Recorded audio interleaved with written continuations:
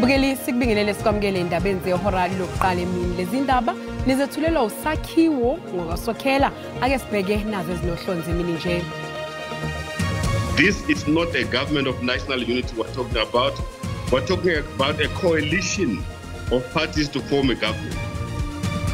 Lo wabe ngungqongqoshe wezemali uTito Mboweni usezwakalise imbono yakhe ngohulumeni obumbano ohlongozwayo. Lokhu ke njengoba sibhekwe ngabomvu isimemezelo sikaMengameli wezwe uCyril Ramaphosa samalungu ecabinet lakhe elisha. The ANC has literally taken us back to those days of apartheid and even worse. Ekugcineni azofungiswa ngokusemthethweni amalungu angama-58 eqembu umkhonto wesizwe ePhalamende kusasa.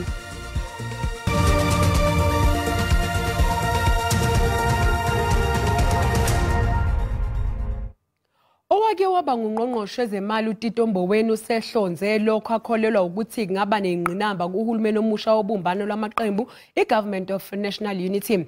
Mboweni uphinde wachitha nokuthi uhulumeni ohlongozwayo akuwona obumbano kodwa uhulumeni okubusa ngokubambisana kwamaqembu ehlukene ezombusazwe njengoba elokhu ethutheleka nje ngobuningi kuzivumelwano se-GNU. Mboweni uthi lesi sivumelwano esisha njengamanje sibizwa ngohulumeni wobumbano sehluke kakhulu kunalokho kwango-1994. Ubona sengathi lokhu kungwedukisa imiqondo yabantu njengoba enombono ukuthi lo hulumeni wokubambisana kwamaqembu ePhalamende. First of all, the environment is totally different. You must recall that in 1994 we were coming out of the negotiations that were taking place involving all the parties. And during those negotiations, it was agreed that an interim constitution should be agreed upon. And therefore, that constitution brought about a government of national unity. That government, is very important to note this, that government was a transitional government. Mboweni uphinde waqagula nokuthi kungakanani ongenzeka kube nezinselelo ezobhekana nalo uhulumeni omusha wenhlanganisela yamaqembu aseyingxenye ye-GNU. Conceptually, this is not a government of national unity we're talking about. We're talking about a coalition of parties to form a government. And I think that's very important. The danger that we have here is the following, and I thought I should make this point. When you have so many parties coming together to form a government, the question is then what happens of the distinction between the executive and the legislature? Njengamanje asenyuke afinyelela kwayishumi amaqembu asezibophezele ngokuba ingxenye yohulumeni wobumbano iGNU. Nakuba lelizwe lisalindele ukuthi uMengameli uCyril Ramaphosa memezele icabinet lakhe elisha, kepha uhulumeni usaqhubeka nokusebenza. Lokhu kungenxa yokuthi yonke iminyango kahulumeni nabaqondisi jikelele ongqongqoshe bebehola iminyango ePhalamende lesithupha baye ukusebenza ngolwesithathu olwedlule ngesikhathi uMengameli uRamaphosa efungiswa njengoMengameli wezwe emcimbini wokubeka kwakhe ePitoli. Ngokomthethosisekelo wezwe uma sekuhlakazwe iPhalamende, iCabinet liyaqhubeka nokusebenza kuze kube kukhethwa iPhalamende elisha. Emveni kwalokho leli Phalamende likhetha uMengameli omusha yena bese eqoke iCabinet elisha. Njengamanje iNingizimu Afrika ayinabo ongqongqoshe kusukela ngolwesithathu olwedlule ngesikhathi kugcotshwa uMengameli wezwe ePitoli. The Constitution says that the national executive authority of the Republic is vested in the President. However, the President exercises that authority in consultation with the ministers who must make the cabinet. And as we speak now, we don't have ministers. Naphezu kokungabibikho kongqongqoshe kepha ukusebenza kahulumeni akumile njengoba abaqondisi jikelele beqhubeka nokusebenza ngalesikhathi kusalindwe ukuqokwa kongqongqoshe abasha. If you look at the power that the Director General wields in law are so enormous and are so important to an extent that indeed they are key in terms of making sure that the country continues. uMaserimule uthi nakuba lokhu kuyinto engajwayelekile kepha iyadingeka njengoba iNingizimu Afrika izithola ikulesi simo. Ministers ought to provide policy direction. Director General ought to translate the political policy direction as provided by the minister into strategic an implementable plan. Maphambilini ANC savame ukunqoba ukhetho ngenxaxa yamavoti yayinesibophezelelo sokuxoxisana kuphela namadlela ndawonye ayo iCOSATU neSACP. Amalunga angama-58 eqembu umkhonto wesizwe azofungiswa kusasa ePhalamende. Amalunga alo leli qembu awazange alibhade ngenkathi kufungiswa wonke amalunga alo. IPhalamende ke bazohlala mhla ziyishumi kwephezulu. Njengoba iPhalamende liqinisekisa ukuthi amalunga angama-58 eqembu umkhonto wesizwe azofungiswa kusasa, uNhlamulo Ndlela okhulumela umkhonto wesizwe ugcizelele ukuthi ePhalamende bazoholwa nguDokotela uJohn Hlophe. Ndlela ube sebalula lamava akhe uHlophe. Dr. Hlophe is going to be representing us as the party leader. He comes with a wealth of experience. He has handled various parliament cases. He has a lot of insights in parliament. But I think also, in as much as people like to refer to the so-called impeachment, remember that the impeachment was a political decision.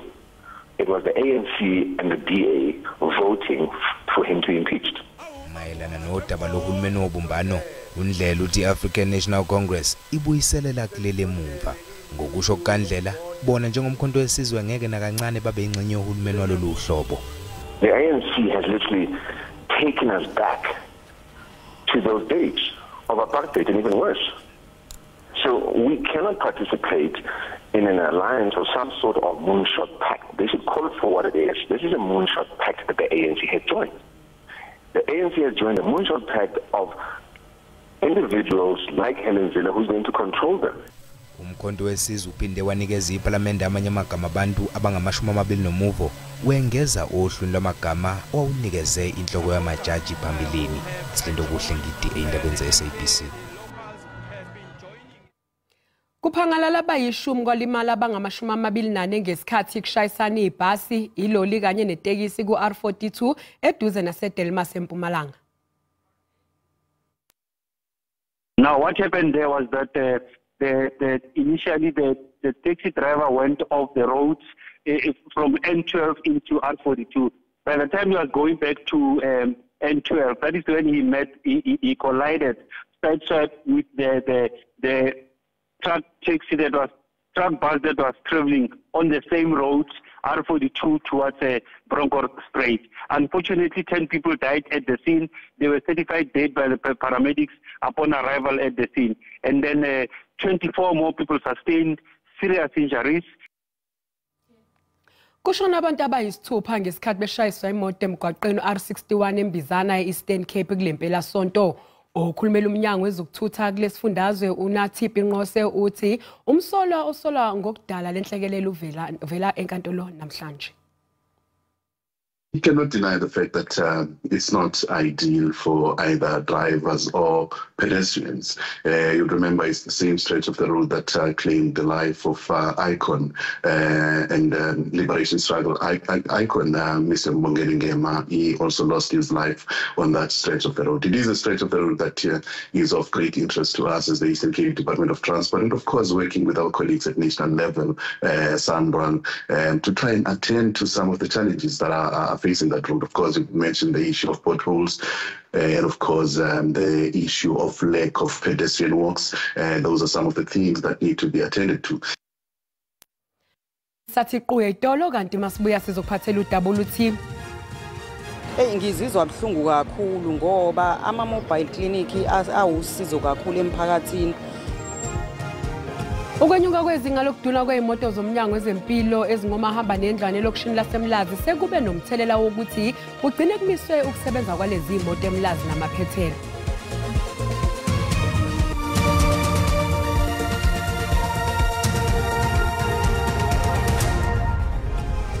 Bukeli sibingelele sikwamukela uma ngabe usanda kungena udabeni oluhambe phambili besibika ukuthi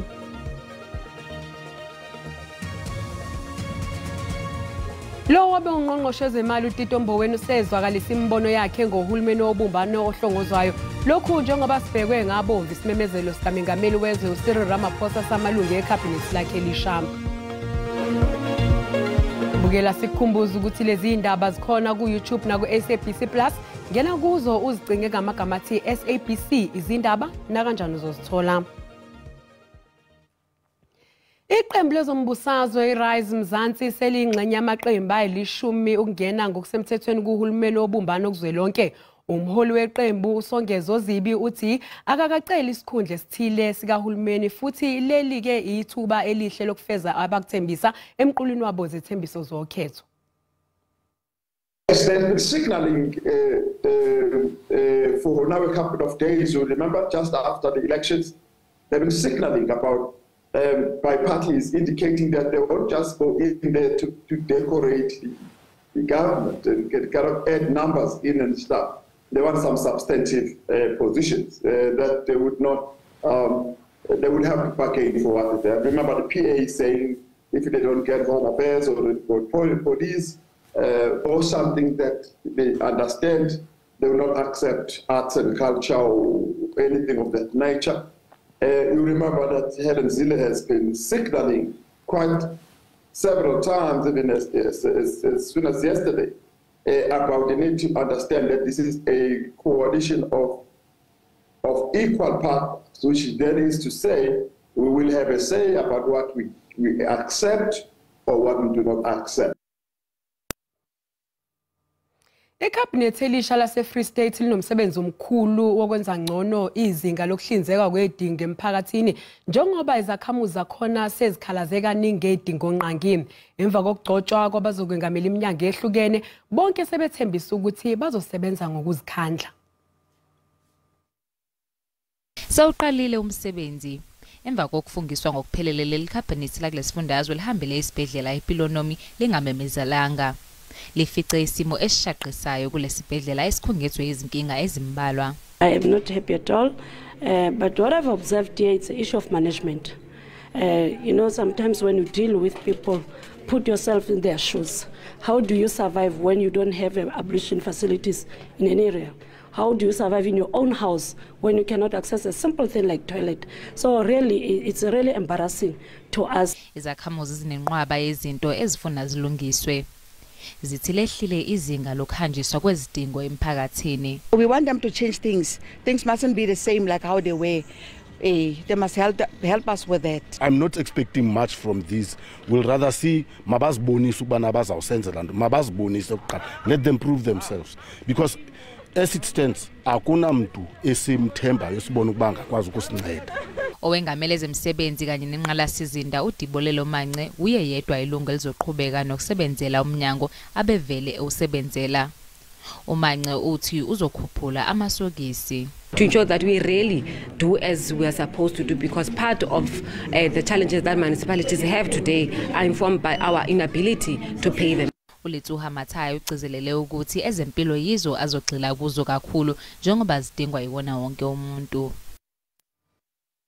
Ezinye izakhamuzi eMjondolo iMadiba Square eKimberley zithi ziyakungabaza ukuthi ikhabhinethi entsha esifundazweni iNorthern Cape izobhekana nenqinamba zokungahlinzekwa ngedingo nqangi. Undunankulu waseNorthern Cape uDokotela uZamani Saul ulindeleke kuba ke amemezela ikhabhinethi yakhe kusasa.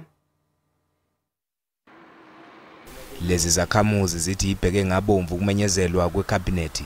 Inzelele zokungahlinzekwa ngedingo nqangi zibandakanya ukuchithwa kwendle, indawo zokulahla imfucuza engekho emthethweni nokuntuleka kwamanzi. We are in a song which is becoming a chorus. We are becoming familiar with this song ya go tshepisiwa dilo and then things are not happening at the end. Ngenkathi kuhlanganwa okuqala eshamthetho emva kokhetho lwakulonyaka, iANC ivotele iPatriotic Alliance kanye neFF Plus. Yize ke kunjalo akacaca ukuthi obani abazongena kucabinet kodwa kuzoba nobuso obusha. There's some of the MECs that we had previously who are back, you know, those MPLs are back in the legislature now. They haven't actually proven themselves to have performed outstandingly so, where you could actually say, you know what, job well done, so therefore, you know, you'll afford them another opportunity. Kulandela ukuthi aphinda aqokwe njengondunankulu, uDokotela uZamani Saul uthe uhulumeni ukulungela ukusebenzela abantu bakulesi sifundazwe. One of the major challenges that we are sitting with is deterioration of your socio-economic infrastructure, and particularly For water and sanitation, we need to embark on a serious rollout. Saulo Penda bengusihlalo we-ANC esifundazweni uthi bazocubungula indlela elisebenze ngayo iqembu ukuze kuzobonakala ukuthi lihluleke kuphi. Inkampani ehlinzeka ngamanzi iRand Water inxusa izakhamuzi ukuba singangenwa amanzi emadolweni. iRand Water njengoba izokwazi ukuhlinzeka ngamanzi ngesikhathi iqhubeka uhlelo lokulungiswa kwenqalazinda yayo engxenyeni zeGoli. Isikhulu esiphezulu kulesikhungo esihlinzeka ngamanzi sithi ke abantu abangangenwa amanzi emadolweni batatazele amanzi azoba khona. Amanzi akwazi ukuphakazamiseka kakhulu ngoba sine plan sikhulumela nabo masipala ukuthi while we are doing maintenance bona they'll be able to communicate nama residents, also they'll be able to provide with water should there be ama challenges. So ngakho ke sicela aba residents ukuthi bangapheniki, banga stockpile amanzi. Lesikhulu esiphezulu eRand Water sithi ke uma ngabe bedinga eminye imininingwane bakhona bona njengeRand Water futhi nomasipala ukhona. Sicela ningatatazeli amanzi azabe yakhona. If awekho kuba nenkinga umasipala ukhona, umasipala wakho ukhona, khulumisana naye, xhumana nomasipala wakho. Sibe sesichaza ke nangezinye ke indawo abazovakashela kuzona beyolungisa inqalazinda yeRand Water. Kusho ukuthi sisebenze kahle manje kusasa sicala ngeJohannesburg nezinye izindawo, but sizokhipha nestatement lapho sikhuthaza abantu lapho futhi sishare information. Igama lami nguCalvin wakwaDludla endabeni zeSABC ngibika ngomkhulu leSABC eAuckland Park eGoli. Ukwenyuka kwezinga lokuduna kwezimoto zomnyango wezempilo ezingomahamba nendlwane lokushini laseMlazi sekube nomthelela wokuthi igcine kumisiwe ukusebenza kwalezi imoto eMlazi namaphethelo. Izinga eliphezulu lobugebengu liphazamise izinsiza zezempilo eMlazi okuyilokisho elikhulu nawo wonke kwaZulu-Natal. Esigamekweni sakamumva kudunwe umtholampilo ongumahamba nendlwana bakhonjwa ngezibhamu baphucwa imali abasebenzi. Lokhu sekholele ekumisweni kwemtholampilo engomahamba nendlwana kwezinye izindawo. Kusikhathaza kakhulu izinga lobugebengu li-affecta ama-members ethu. Kuzokhumbuleka ukuthi ngomhla ka-13 sathola indaba ezibhlungu ukuthi omunye wemsebenzi wabanjwa imoto ebanjwe ngesibhamu, bamthatha bamusa endaweni okuthiwa ise-17, basuke e-17 bayomusa emathuneni la bamkhiphisa khona imali. Lenyunyana ithi ukumiswa kwemtholampilo engomahamba nendlwana kubeka ingcindezi esibhedlela iPrince Mshiyeni Memorial esivele sishoda ngabasebenzi. Akusiwona kuphela ama-mobile clinic, kunama-ambulance nawo affectekayo. Amalungu omphakathi asenxuse uhulumeni ukuthi alisukumele udaba lobugebengu eMlazi. Ngizizwa buhlungu kakhulu ngoba ama-mobile clinic awusizo kakhulu emphakathini ngoba uyahamba uye nakhona esibhedlela uma ube unawo amandla ukuthi uye esibhedlela ufike ungalitholi usizo olwanele obozolithola lapha kuma-mobile clinic. Uhulumeni akazame nje ukuqinisa kwezokuphepha. Yilokho ekubonayo kodwa wona siyawadinga. Umnyango wezempilo esifundazweni uthi ubheka izindlela zokuphepha ukuze kubhekwane nalesi simo esikhona, kanti usunxuse abomthetho ukuthi basize ekubopheni labo abathintekayo kulobugebengu. Ngingononhlakanipho Magwaza ezindabeni zeSABC eMlazi. Izisulu zezikhukhula ezenzeke eqaleni kwalenyanga eKariga zincenxa umasipala iNelson Mandela Bay ukuba usheshisa ukulungisa endaweni ezikhahlamezekile. Iningi lalezi zisulu lisakhosele ezindlini zesikhashana eKariga. Lezi khukhula ke zashiya inkulungwane zabantu dengwane kwathi abayishumi bashona. Iningi lezakhamuzi likhathazekile kusukela kulamasonto amathathu edlule njengoba lizibuza ukuthi lizoze libuyele nini emakhaya alo. Last night when we came here there was no lights, there was no water, no beds, no cupboards, nothing. So they put mattresses for us there to sleep in. Lezakhamuzi azeneme ngesimo sazo sokuhlala. Safumana noko into yokutya phezulu. Oko sivukile ke asikafumani izinto yokutya. Umasipala uthi sekusetshenziswe imali engaphezulu kwezigidi eziyishumi ekulekeleleni izisulu. Kanti yaqhubeka imizamo yokuthola enye imali kuhulumeni kumgcini mafa. Imndeni yezisulu ezintathu ezashona ngemva kokuvaleleka emathunjini omhlaba eLily Mine ngaseBarberton eMpumalanga igcine usiko njengoba sekuhlangene iminyaka eyisishiyagalombili. uPriti Nkambule, Yvonne Mnisi kanye noSolomon Nyarenda bavaleleka ngaphansi komhlaba. Kusenzima namanje ukwamukela imndenini emithathu eyalahlekelwa amalungu ayo omndeni eLily Mine. Sekuphele iminyaka eyisishiyagalombili kwavaleleka abathandiweyo babo, kanti kubathathe isikhathi ukuthi bakwazi ukungena ngaphakathi emayini ukuyogcina usiko njengoba unogada wemayini eqale wanqaba ukubavulela. We are frustrated, and it's not for the first time. There's one time whereby we finally made our rituals or prayers outside the gate. So it's very much painful to us because the mine is not closed. It's closed official, but the mine is operating illegal. Imndeni yezisulu izwakalise ukungenami ngendlela abaphathwe ngayo. Lengakusho mina ukuthi lana besitile sitothandaza. Singulemndeni laba forward labavaleleka lapha phansi emkhothini. Kusho ukuthi indlela le ngathi sichumana ngayo nabo bayeta ngemaphupho kithi. Basitshele ukuthi okay kulelo nikwende kahle mangabe kunalesi kungakwendanga kahle but asikwende ngaleyo ndlela leyo. Kusenjalo imndeni nokungabaza ukuthi imayini izophinda ivulwe. Really, I don't know. Since the last communication was that one from the Minister of Department of Mineral Resources and Energy, Minister Gwede Mantashe, whereby he told the South Africa and the world that before end of July 2024, our prayers are gonna be answered. Akukacaci ngenqubekela phambili yale mayini kodwa izidumo zesisulu namanje zisavaleleke ngaphansi komhlaba.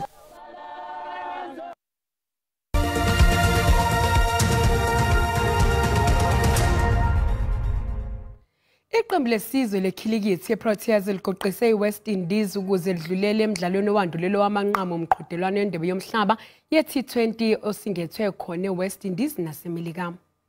eGermany ibambane neSwitzerland ngegoli elilodwa emidlalweni omqhudelwano iUEFA Euro 2024 eFrankfurt eGermany. Bukeli umhlahlo wesimo sezulu yalandela emva kwekhefu.